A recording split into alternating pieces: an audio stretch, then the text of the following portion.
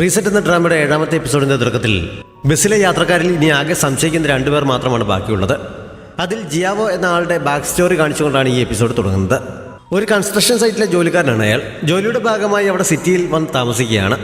സൈറ്റിലെ ജോലി കഴിയാറായതുകൊണ്ട് അയാളുടെ കൂട്ടുകാരിൽ പലരും നാട്ടിലേക്ക് തിരികെ പോകാൻ തുടങ്ങിയാണ്. ഒരാൾ ഉടനെ മടങ്ങിപ്പോകുന്നതിൻ്റെ പാർട്ടി അന്ന് നടത്തുന്നു. ജിയാവോയുടെ മകൾ സ്കൂളിൽ പഠിച്ചുകൊണ്ടിരിക്കുകയാണ്. ഹൈസ്കൂളിലേക്ക് കയറാനുള്ള പരീക്ഷയ്ക്ക് പ്രിപ്പയർ ചെയ്തുകൊണ്ടിരിക്കുന്ന മകൾക്ക് ഇപ്പോൾ താൻ ജോലി നഷ്ടപ്പെടുത്തി തിരികെ ചെല്ലുന്നത് നല്ല ടെൻഷൻ ഉണ്ടാക്കും. മാത്രമല്ല അവളുടെ പഠനത്തിനുള്ള തുകയും കണ്ടെത്തണം. അതുകൊണ്ട് ജിയാവോ ഉടനെ നാട്ടിലേക്ക് തിരികെ പോകാൻ ഉദ്ദേശിക്കുന്നില്ല. ഡെലിവറി മാനായി വർക്ക് ചെയ്യുന്ന അയാളുടെ ഫ്രണ്ട് ആ ജോലിക്ക് അയാളെ കൂടി ക്ഷണിക്കുന്നുണ്ടെങ്കിലും എനിക്ക് ആളുകളോട് സംസാരിച്ച് നിൽക്കാനൊന്നും അറിയില്ല. മാത്രമല്ല ആ ജോലിക്ക് ഒരു വണ്ടിയും ആവശ്യമാണല്ലോ. ഇപ്പോൾ വണ്ടിയും കൈവശമില്ല എന്ന് പറഞ്ഞ് ജിയാവോ ഒഴിയുന്നു. ഇപ്പോൾ അയാൾ താമസിക്കുന്നത് ഒരു വീടിൻ്റെ ഗ്യാരേജിലാണ്. അവിടെ വേണ്ടത്ര സൗകര്യങ്ങളൊന്നുമില്ല. അവിടുത്തെ താമസം ബുദ്ധിമുട്ടില്ല എന്ന് കൂട്ടുകാരൻ ചോദിച്ചപ്പോൾ ഞാൻ ഉറങ്ങാൻ മാത്രമാണ് അവിടേക്ക് പോകുന്നത്, അതുകൊണ്ട് പ്രശ്നം തോന്നാറില്ല എന്ന് അയാൾ പറയുന്നു. ഈ ഫ്രണ്ടിനെ അടുത്തിടെ ഏതോ നല്ല കാര്യം ചെയ്ത് ആരെയോ സഹായിച്ചതിന് ഒരു അവാർഡ് കിട്ടിയിരുന്നു. അതിന്റെ തുക എത്രയാണെന്ന് ജിയാവോ ചോദിച്ചറിയുന്നു. 20,000 രൂപ ഉണ്ടായിരുന്നു എന്നറിഞ്ഞപ്പോൾ അത്രയും ഉണ്ടായിരുന്നെങ്കിൽ തൽക്കാലം ഒന്ന് പിടിച്ചു നിൽക്കായിരുന്നു എന്ന് അയാൾ മനസ്സിൽ വിചാരിക്കുന്നു. അയാളുടെ ഒരു ഫ്രണ്ട് അവർ ഇരുന്നിരുന്ന ഷോപ്പിന്റെ ഉടമയുമായി വഴക്കുണ്ടാക്കുന്നതിനാൽ അധികം വൈകാതെ അവർ പിരിഞ്ഞു പോകുന്നു. സൈറ്റിലെ പണി കഴിഞ്ഞ് 2 ദിവസം കൂടി കഴിഞ്ഞിട്ടാണ് അയാൾ താമസ സ്ഥലത്തേക്ക് തിരിച്ചു പോയത്. അയാൾ വന്നറിഞ്ഞ് താമസിക്കുന്ന ഗ്യാരേജിന്റെ ഉടമ ഉടനെ തന്നെ അയാളെ വന്ന് അപ്പോൾ തന്നെ അവിടെ നിന്ന് ഒഴിഞ്ഞു തരണം എന്നാവശ്യപ്പെടുന്നു. വാടകയുടെ കാര്യമാണോ എന്ന് ചോദിച്ചുകൊണ്ട് അയാൾ കയ്യിലുണ്ടായിരുന്ന ക്യാഷ് നുള്ളിപ്പെറുക്കി ഉടമയ്ക്ക് നൽകിയെങ്കിലും വാടകയല്ല പ്രശ്നം. ഗ്യാരേജിലെ താമസം അധികൃതർ നിരോധിച്ചിരിക്കുകയാണ്. പരിശോധനകൾ നടക്കുന്നുണ്ട്. ആരെങ്കിലും നിങ്ങൾ ഇവിടെ താമസിക്കുന്നത് കണ്ടെത്തി കഴിഞ്ഞാൽ വലിയ ഫൈൻ നൽകേണ്ടി വരും. അതുകൊണ്ട് ഇപ്പോൾ തന്നെ ഒഴിഞ്ഞു തന്നേ പറ്റൂ എന്ന് അയാൾ പറയുന്നു. 2 ദിവസത്തെ സമയം തരണം. അതിനുള്ളിൽ മറ്റേതെങ്കിലും സ്ഥലം കണ്ടെത്തി മാറിക്കൊള്ളാമെന്ന് ജിയാവോ പറഞ്ഞു നോക്കുന്നുണ്ടെങ്കിലും അയാൾ സമ്മതിക്കുന്നില്ല. അയാളുടെ കൈവശമുണ്ടായിരുന്ന മുഴുവൻ ക്യാഷും ഉടമയ്ക്ക് നൽകിയതിനാൽ കുറച്ച് ക്യാഷ് തിരികെ നൽകിയിട്ട് ഇപ്പോൾ തന്നെ പോകാൻ അയാൾ ആവശ്യപ്പെടുന്നു. അങ്ങനെ അയാൾക്ക് സാധനമെല്ലാം എടുത്തുകൊണ്ട് അവിടെ നിന്ന് ഇറങ്ങേണ്ടി വരുന്നു. കഥ വീണ്ടും പ്രസന്റിലേക്ക് വന്ന് ബസ്സിനുള്ളിൽ എത്തുകയാണ്. ഇനി ബാക്കിയുള്ള 2 പേരുടെയും കയ്യിലുള്ള ലഗേജ് പരിശോധിക്കാനുള്ള മാർഗം എന്താണെന്ന ആലോചനയിലാണ് ലിഷിയും ഹെയ്നും. നേരത്തെ മഡോൺ തണ്ണിമത്തം നൽകിയപ്പോൾ അവർ 2 പേരും വാങ്ങിയിരുന്നില്ല. അതേപോലെ തന്നെ ഓരോ തവണ ബസ്സിൽ പലതും സംഭവിച്ചിട്ടും അവർ 2 പേരും മാത്രം ഒരു റിയാക്ഷൻ കാണിച്ചിട്ടില്ല. അതുകൊണ്ട് 2 പേരും കൂട്ടുകക്ഷികളായിരിക്കുമോ എന്ന് ലിഷിക്ക് സംശയം തോന്നുന്നു. അങ്ങനെയാണെങ്കിൽ അവരിങ്ങനെ 2 സ്ഥലത്ത് ഇരിക്കേണ്ട കാര്യമില്ലല്ലോ, എന്തായാലും മരിക്കും. അപ്പോൾ പിന്നെ ഒരുമിച്ചിരുന്നാലും പ്രശ്നമൊന്നുമില്ലല്ലോ. അതുകൊണ്ട് അങ്ങനെയാകാൻ സാധ്യതയില്ല എന്ന് ഹെയ്ൻ പറയുന്നു. അത് ശരിയാണെന്ന് അവൾക്കും തോന്നുന്നുണ്ട്. അങ്ങനെ അവസാനം ആ ലേഡിയുടെ ബാഗ് തന്നെ ആദ്യം ചെക്ക് ചെയ്യാൻ അവർ തീരുമാനിക്കുന്നു. ലിഷിയാണ് ഇത്തവണ അതിന് ഇറങ്ങി പുറപ്പെട്ടത്. അവൾ അവരുടെ പുറകിലെ സീറ്റിൽ ചെന്നിരുന്നിട്ട് അവരുടെ കൈവശം പാടുണ്ടോ എന്ന് അന്വേഷിക്കുന്നു.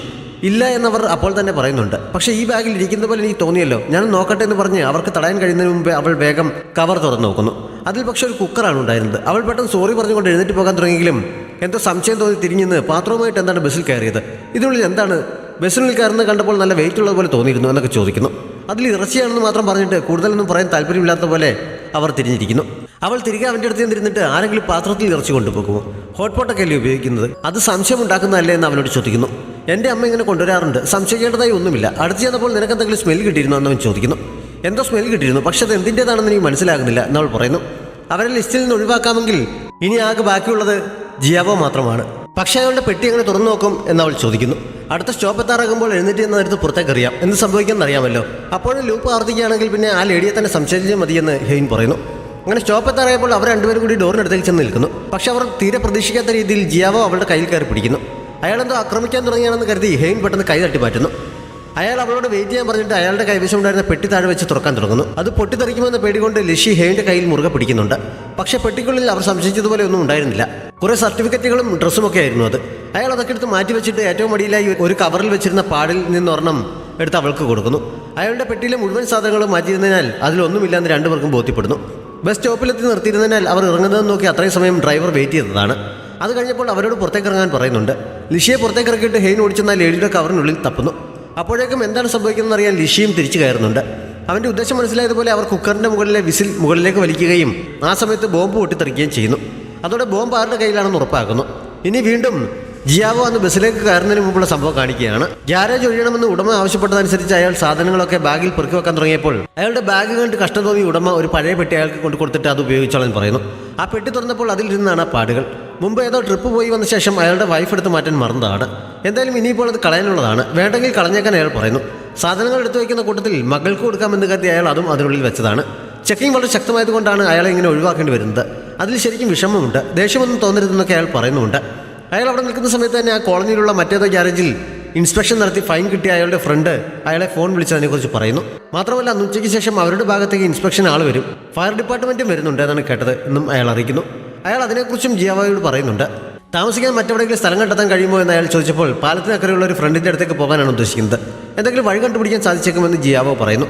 അവിടെ നിന്ന് പോകുന്ന വഴി അയാൾ വഴിയിൽ നിന്ന് മകളെ ഫോൺ ചെയ്ത് സംസാരിക്കുന്നുണ്ട്. വീട്ടിലെ ബുദ്ധിമുട്ടുകൾ കാരണം ഇനി പഠിക്കാൻ പോകുന്നില്ല, സിറ്റിയിലേക്ക് വന്ന് എന്തെങ്കിലും ജോലി അന്വേഷിക്കാം, അങ്ങനെ അച്ഛൻ്റെ ബാധ്യതകൾ തീർക്കാമെന്നൊക്കെയാണ് മകൾ അയാളോട് പറഞ്ഞത്. പക്ഷേ അതിനെക്കുറിച്ച് നീ ചിന്തിക്കേണ്ട ആവശ്യമില്ല, ബാധ്യതകളൊക്കെ ഞാൻ നോക്കിക്കോളാം, നീ ഇപ്പോൾ പഠിച്ചാൽ മതി, നാളെ സ്കൂളിൽ പോയേ പറ്റൂ എന്നൊക്കെ അയാൾ അവളോട് പറയുന്നു. പക്ഷേ മകളത് മുഴുവൻ കേൾക്കാൻ നിൽക്കാതെ ഫോൺ കട്ട് ചെയ്യുന്നു. അയാൾ വീണ്ടും ഫോണിലേക്ക് ട്രൈ ചെയ്യുന്നുണ്ടെങ്കിലും കോൾ കണക്ട് ആകുന്നില്ല. അങ്ങനെ വിഷമത്തോടെ അയാൾ ബസ് സ്റ്റോപ്പിലേക്ക് പോവുകയാണ്. കുറേ പടികൾ കയറി വേണം മുകളിലെ റോഡിലെത്താൻ. അങ്ങനെ പോകുന്ന വഴിയാണ് ബോംബ് കൈവശമുണ്ടായിരുന്ന ലേഡി ഭയങ്കര വെയിറ്റുള്ള ആ സാധനം താങ്ങി പിടിച്ചു പോകുന്ന അയാൾ കണ്ടത്. അവരെ പാസ് ചെയ്ത് മുകളിൽ ചെന്ന് കഴിഞ്ഞപ്പോൾ അവരെ സഹായിക്കാനായി അയാൾ തിരികെ ഇറങ്ങി ചെന്ന് സഹായിക്കണമെന്ന് ചോദിച്ചെങ്കിലും വേണ്ടെന്ന് അവർ പറയുന്നു. അവർ തന്നെ കഷ്ടപ്പെട്ടത് മുകളിൽ കൊണ്ട് വെക്കുകയായിരുന്നു. അങ്ങനെ അവർ രണ്ടുപേരും ഒരേ സ്റ്റോപ്പിൽ എത്തുന്നു. ബസ് അവിടെ നിർത്തിയെങ്കിലും ഡോർ തുറക്കുന്നുണ്ടായിരുന്നില്ല. ജിയാവോ കുറേ തവണ ഡോറിൽ തട്ടിയ ശേഷമാണ് തുറന്നത്. അയാൾ അകത്തേക്ക് കയറി ക്യാഷ് നൽകുന്ന ട്രെയിൽ കോയിലിടുന്ന ശബ്ദം കേട്ടാണ് ലിഷി ആ ലൂപ്പിൽ ഉണർന്നത്. ഹെയ്ൻ ഉണരുന്നില്ല. ബോംബ് കയ്യിലുള്ള സ്ത്രീ ബസ്സിനുള്ളിൽ കയറി കഴിഞ്ഞിരുന്നു. ലിഷി ഹെയ്ന്റെ കയ്യിലെ വാച്ചിൽ സമയം നോക്കിയിട്ട് അവനെ വിളിച്ചു നിർത്താൻ ശ്രമിക്കുന്നു. പക്ഷേ കുറേ തവണ വിളിച്ചിട്ടും അവൻ ഉണരുന്നില്ല. ആകെ പേടിച്ചുപോയി ലിഷി വെപ്രാളത്തോടെ ഉച്ചത്തിൽ അവനെ വിളിക്കാൻ തുടങ്ങുന്നു.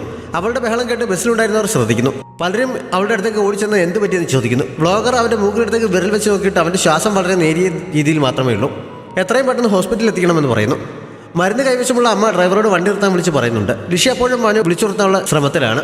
ബസ് നിർത്താൻ എല്ലാവരും കൂടി ബഹളം വയ്ക്കുന്നതിനിടയിൽ അവൻ ഞെട്ടി ഉണരുന്നു. കുഴപ്പമൊന്നുമില്ല എന്ന് മനസ്സിലായപ്പോൾ എല്ലാവരും ശാന്തരായി അവരവരുടെ സീറ്റിൽ പോയിരിക്കുന്നു. നീ എന്നെ ശരിക്കും പേടിപ്പിച്ചു കളഞ്ഞു, നിനക്ക് ഉണരാൻ പറ്റുന്നില്ല എന്നാണ് ഞാൻ വിചാരിച്ചത് എന്ന് ലിഷി കരഞ്ഞുകൊണ്ട് പറയുന്നു. നിങ്ങൾ പറയുന്നതൊക്കെ ഞാൻ കേൾക്കുന്നുണ്ടായിരുന്നു, പക്ഷേ എനിക്ക് കണ്ണു തുറക്കാൻ കഴിയുന്നുണ്ടായിരുന്നില്ല എന്നവൻ പറഞ്ഞപ്പോൾ എന്തായാലും നീ ഉണർന്നത് നന്നായി, ഞാൻ തനിച്ചായിരുന്നെങ്കിൽ എന്ത് ചെയ്യണമെന്ന് എനിക്കൊരു ഐഡിയയും ഉണ്ടായിരുന്നില്ല എന്നവൾ പറയുന്നു.